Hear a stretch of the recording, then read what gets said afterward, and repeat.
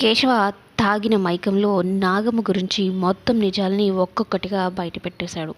శంకర్ తండ్రిని చంపింది, శంకర్కి చిన్నప్పటి నుంచి చదువును కానీ ఆఖరికి కన్నతల్లి ప్రేమను కూడా దూరం చేసింది నాగమ్మ అన్న విషయాన్ని కేశవ తన నోటి ద్వారానే నాగమ్మ చేస్తున్న కుట్రలన్నింటినీ ఈ శంకర్కి చెప్పడం జరుగుతుంది.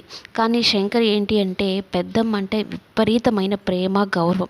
ఆ గౌరవంతో ఎవరు ఏం చెప్పినా కూడా వినకుండా ఉన్నాడు.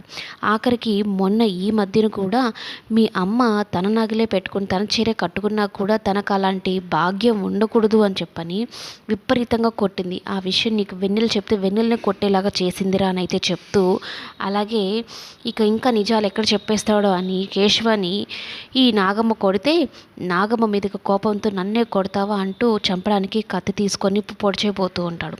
అయితే కరెక్ట్గా పొడిచే టైంకి శంకర్ అడ్డుపడి నాగమ్మని కాపాడుతాడు.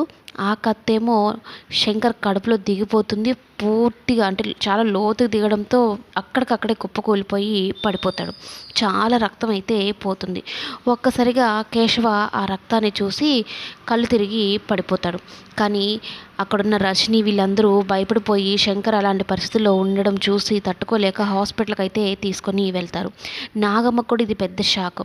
నాగమ్మ ఈ శంకర్ని అడ్డు పెట్టుకుని ఎన్నో కుట్రలు చేసింది. కానీ శంకర్ తన ప్రాణాలని కాపాడేసరికి తనలో కూడా ఒక మార్పు అయితే రావడం జరుగుతుంది.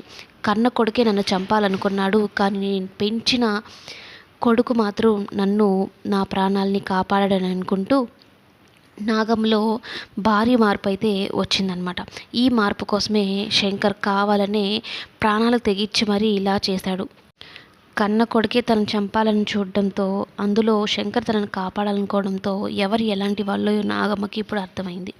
తను చేసినవన్నిటికీ కుచించిపోతూ తనలో మార్పు అయితే రావడం జరిగిందనమాట. మొత్తం మీద మంచి ట్విస్టే ఇచ్చాడు.